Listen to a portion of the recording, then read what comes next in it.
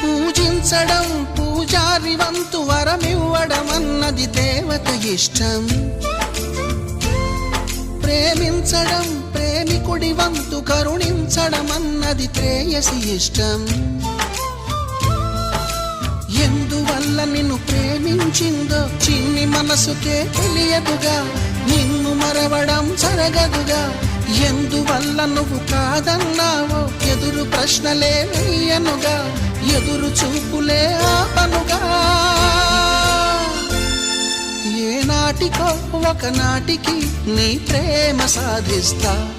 నిన్ను చూడాలని ఉన్నా, నిన్ను చూడాలని ఉన్నా